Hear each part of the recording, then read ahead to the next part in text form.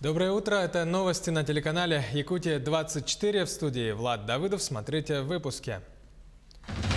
Покровск, второй Жемкон. В Хангаласском Улусе открылась первая ледовая переправа по этому маршруту через Лену.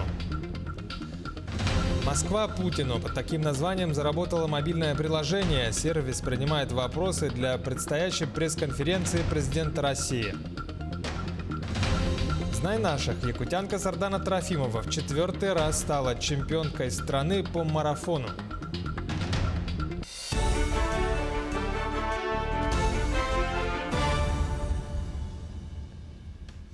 Строительство онкологического диспансера в Якутске планируют завершить раньше намеченных сроков. Об этом сообщили на совещании у главы Якутии, где обсуждались вопросы возведения объектов здравоохранения.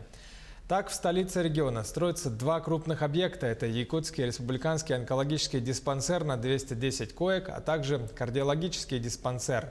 Кроме того, будет строиться третий крупный объект – республиканский клинический инфекционный центр на 245 мест. Завершая совещание, Айсен Николаев подчеркнул, что все рассмотренные объекты должны быть построены в срок. От этого зависит формирование системы доступной медпомощи, что повысит качество жизни якутян, сказал Айсен Николаев. С сегодняшнего дня официально заработала первая переправа Покровск, второй Жемкон. Проезд разрешен автомобилем массой до 3 тонн. Дальнейшего повышения грузоподъемности не будет. Обустройством и обслуживанием переправы занимается администрация второго Жемконского наслега. Что касается переправы Максыгалох-Качекатце, то в этом году она откроется, когда лед на этом участке реки достаточно окрепнет для проезда транспорта массой до 10 тонн. По нашему району везде разная толщина. Местами даже открытая вода, полынья. То есть гарантии нет, что там можно проехать. Вот это место у нас конкретно мы проверили. То есть здесь соответствует, тут 40 сантиметров лед. В Максыгалохе в данный момент там 30 сантиметров всего лишь лед. Поэтому это очень мало. 50 сантиметров надо. Маяк помощи установили в тундре на северо-востоке Якутии. Он представляет собой металлическую 200-литровую бочку с герметичной крышкой.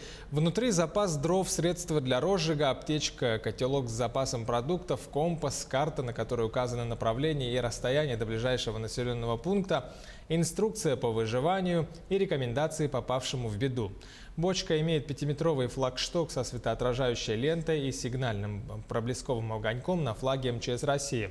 Расположен такой маяк помощи в середине Барановского маршрута, проложенного по тундре между поселками Черский и Колымский в Нижнеколымском районе республики. У граждан появилась возможность отправить вопросы на предстоящую 17 декабря ежегодную пресс-конференцию президента Владимира Путина через специальное приложение «Москва Путину». С его помощью можно будет совершить видеозвонок, записать видеовопрос главе государства, отправить ранее записанное видео с вопросом, длительность 1 минута, а также текстовое сообщение. Работа таких сервисов позволит использовать в этом году на ежегодной большой пресс-конференции Путина элементы прямой линии. Поступившие от граждан вопросы будут обрабатывать волонтеры Общероссийского народного фронта. Технологическая компания «Биокат» показала процесс производства российской вакцины от коронавируса на предприятии в Петербурге. Ранее сообщалось, что эта фирма выпустит 1 миллион доз препарата до конца этого года. Наши коллеги подробнее о выпуске вакцины «Спутник-В». Завод в Петербурге, принадлежащий биотехнологической компании «Биокат», продемонстрировал выпуск партии российской вакцины от коронавируса «Спутник-В». Руководство компании заявляло в ноябре, что планирует до конца года произвести 1 миллион доз препарата, в перспективе до 4 миллионов доз в месяц. Министерство здравоохранения России зарегистрировало предельную отпускную цену на двухкомпонентную вакцину, разработанную центром имени Гамалея – 1942 рубля. Упаковка из 5 наборов должна стоить 9710 рублей. Ранее власти страны объявили, что для российских граждан вакцинация будет бесплатной и добровольной. В Москве пункты, где можно сделать прививку, заработали с 5 декабря. Первыми вакцинируются врачи, педагоги и социальные работники. По мере наращивания производства вещества круг его получателей будет расширяться, пока процесс не приобретет массовый характер. В числе других производителей вакцины «Спутник-В» фигурируют компании «Медгамал», «Бинофарм», Фармсинтез, Генериум и ряд других. Россия первой зарегистрировала средства от COVID-19 после 2 этапов тестирования. Третий и основной еще не завершен. В мире известны еще 3 препарата, готовых к применению. Правительством России продлен особый порядок авансирования поликлиник и больниц. Таким образом, больницы и поликлиники, работающие по системе обязательного медицинского страхования, продолжат получать авансовые платежи в максимальном размере и тратить их на текущие нужды. Такой порядок продлевается до конца текущего года. Постановление подписал премьер-министр Михаил Мишустин. Об этом сообщает официальный сайт Кабмина. Напомним, чтобы сохранить зарплату медработникам, был изменен порядок авансирования организаций. С начала мая они получают платежи из фондов ОМС в размере до 100% среднемесячного финансирования вне зависимости от объема оказанной помощи, могут расходовать эти деньги на текущие нужды. Грузовой космический корабль Dragon Cargo успешно стартовал на Международную космическую станцию в рамках миссии снабжения КРС-21 с космического центра Кеннеди НАСА на мысе Канаверал.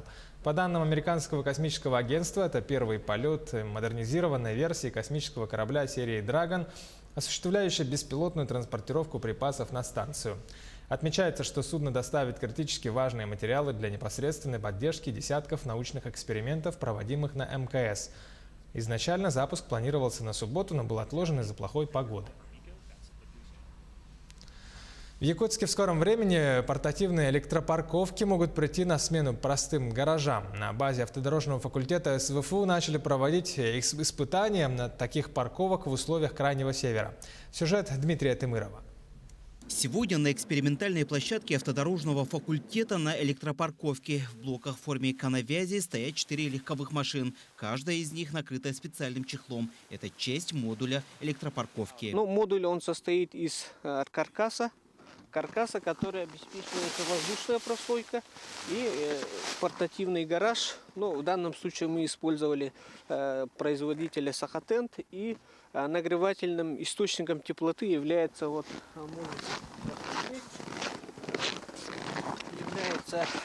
такая конструкция, теплонагреватель. Здесь он стоит подключенный. Вот здесь нагревательный элемент производства ковчег. Благодаря этим элементам техника в условиях экстремальных холодов держит свою работоспособность. Специалисты факультета в рамках этого пилотного проекта снимают все показания с помощью датчиков, которые установлены внутри автомобиля. Машина, она сразу заводится, и средняя температура в основном это двигатель. Да? То есть в моторном пространстве температура где-то в среднем при минус 35 градусов, оно составляет 8 градусов.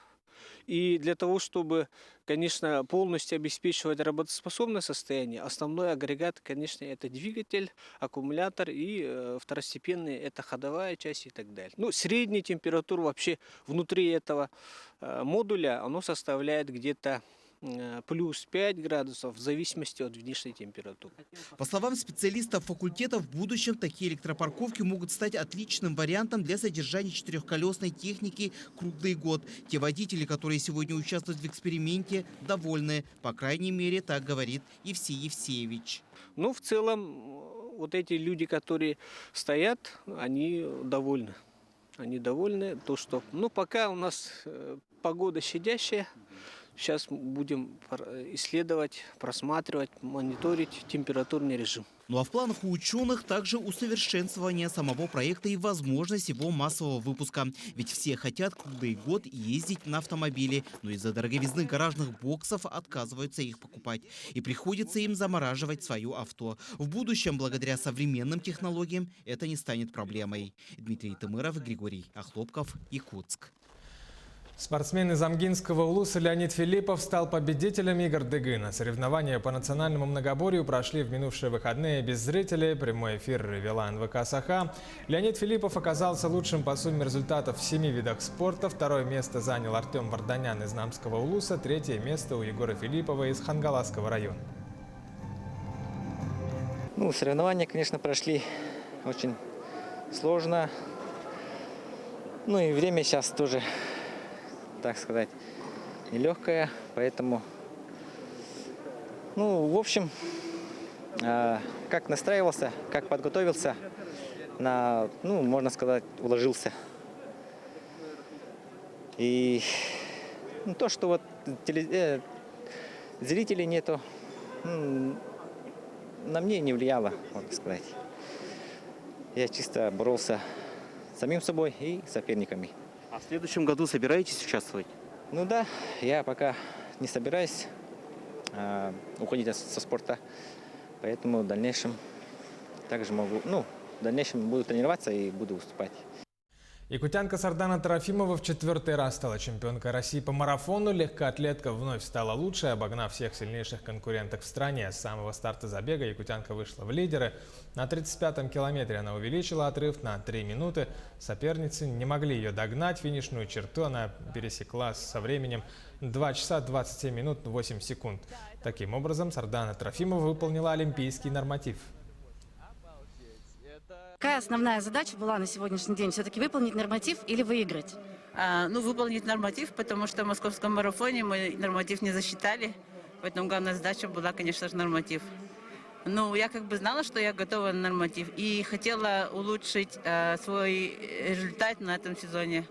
Трасса очень классная вообще, очень бегучая. Мне все очень понравилось. Болельщики тоже так за меня болели. Да, вы слышали, да, их поддержку на трибуне? У меня прям прилив сил, когда крят, болеют. И не только которые на трибуне, еще болели за меня тех, которых я обгоняла по трассе. А сегодня была с вами группа поддержки, ездят ваши друзья, да? Да, они со мной везде и всюду. Болельщик Сарданы Трофимовой из Ивановской области Андрей Маслов собрал портрет якутской легкоатлетки из почти 400 кубиков Рубика. Очень надеюсь увидеть ее на Олимпиаде в Японии следующим летом. Сардана молодец и большой привет Якутии из Ивановской области, написал он на своей странице в Инстаграме. Андрей Маслов создает мозаики из кубиков Рубика. В его галерее более 40 произведений искусства, портреты, известные картины и инсталляции.